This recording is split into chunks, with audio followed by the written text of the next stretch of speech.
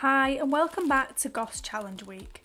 Today's Thursday and day 2 of my GOS challenge. If you've been following along, you'll know that I chose to challenge peas. 2 tablespoons is the day 1 challenge portion and so far so good. Today we increase the portion to 4 tablespoons. Let's see how it goes. Breakfast on Thursday was strawberry maca milk, my vegan low FODMAP take on a creamy, comforting classic. I used up the final leftover third of my ripe banana. To make the milk extra thick, make sure your banana is frozen. Strawberries are FODMAP free with 10 fruit considered an average portion.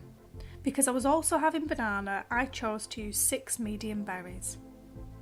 I pre-soaked 1/4 cup of oats in 1 cup or 250 ml of almond milk and left it in the fridge overnight. You could also use 1 cup of hemp, soy or macadamia milk. To give this breakfast shake some oomph and extra vitamins and minerals, I decided to add some maca powder. Its sweet, mild vanilla flavour works perfectly to give a strawberries and cream vibe to the milkshake. Always let your strawberries sit for at least an hour at room temperature before using them to develop that deep summer berry flavour. To keep strawberries fresher for longer, store them unwashed in the fridge, preferably in paper or paper towel to keep them as dry as possible. Wash and remove the stems just before serving. I only use a cheap and cheerful blender, so I slice my strawberries to give it a helping hand.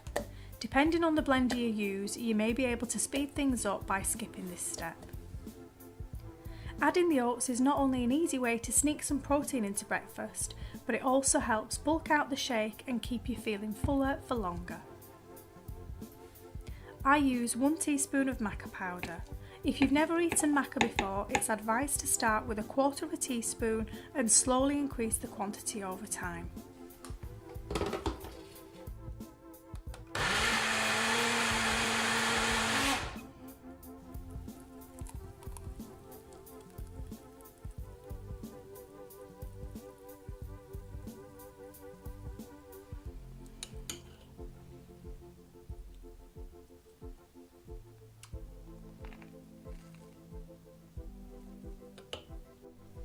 For dinner, I use the marinated tofu that you can see in the Wednesday video from this series.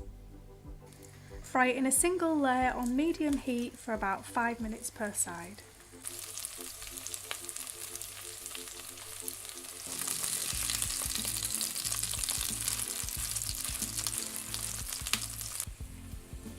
Once it's cooked, remove from the pan and drain off the excess oil on kitchen paper.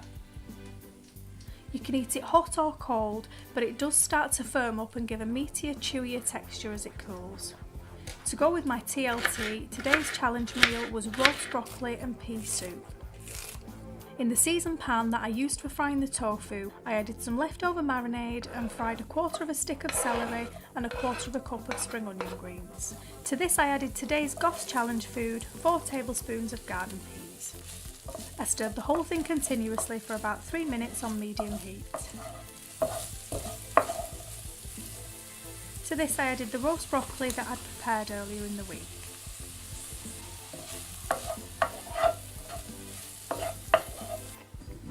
Because I hate the idea of wasting flavour, I poured 1/2 litre of homemade stock into the tub I used to marinate the tofu. This is such a simple, cheeky way to add a bit more flavour to your soup. After a few minutes of frying, I sprinkled over 1 teaspoon of garam masala, some barbecue seasoning and added in the stock. I let it simmer away gently for about 5 minutes. To make it a bit more substantial, I added in a tiny bit of leftover quinoa. To be honest, if I was going to make this again, I'd wait to add in the quinoa until after the rest of the soup had been blended. Blend everything together, add in more stock if you need it to create the perfect consistency. If you'll be making soup as your GOS challenge meal, be careful not to use too much liquid. I made this mistake and ended up having to eat 2 big bowls of soup to make sure I'd had the full portion of challenge food. To make my tofu TLT, I used the Monash approved sharp panini rolls and a thin spread of Dijon mustard. I added sliced tomato and romaine lettuce and topped it all off with some vegan mayo.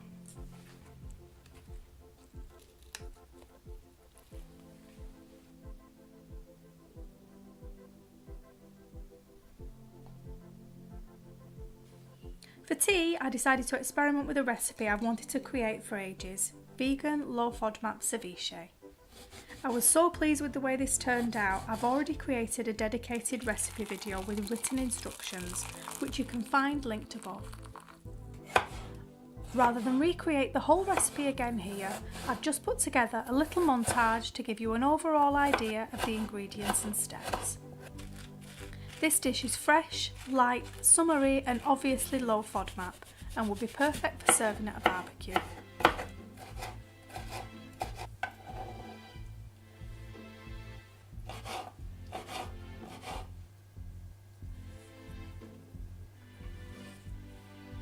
My top tip for getting maximum flavour into the marinade is to save the tomato and cucumber cores. Place the cores in a fine mesh sieve over a jug whilst you prepare the rest of the ingredients. Once everything else is chopped, squeeze as much juice as possible from the tomato and cucumber. I used a pestle, but a potato masher or even the back of a spoon would also work.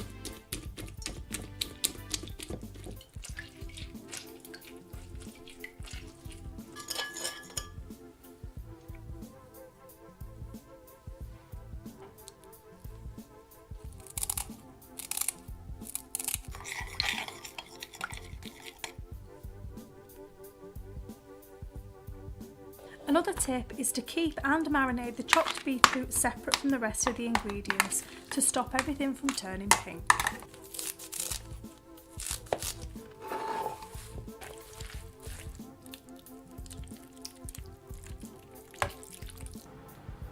These homemade corn tortilla chips are so simple and delicious, and they go perfectly with the fresh zingy ceviche. You can flavour them however you like. I use smoked paprika and barbecue salt. You could also try garlic oil, garam masala, nutritional yeast or dried mixed herbs.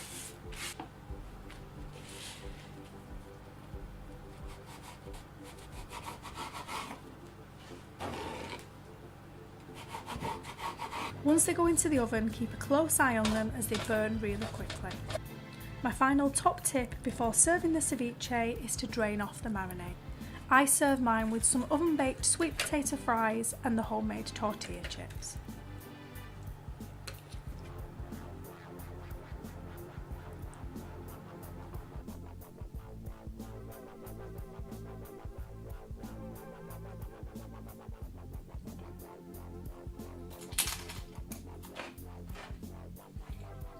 And finally, I made sure to get myself organised by preparing my carrot cake oats for the following day. I used half a cup of oats, 1 medium grated carrot, half a cup of black grapes, 10 chopped walnut halves, and 1 sliced fresh mandarin, but you could also use tinned. I added a sprinkle of ground flaxseed, a good shake of ground cinnamon, about 1/4 teaspoon of grated nutmeg, and a tiny dash of vanilla extract. I topped the whole thing off with 1½ cups of almond milk. This recipe was adapted from the FODMAP Friendly Vegans ebook, which you can find a link to purchase in the description box below. We've got one more video in this series coming up next week. I really hope you've enjoyed it so far. Let me know how your own GOS challenge is going in the comments below.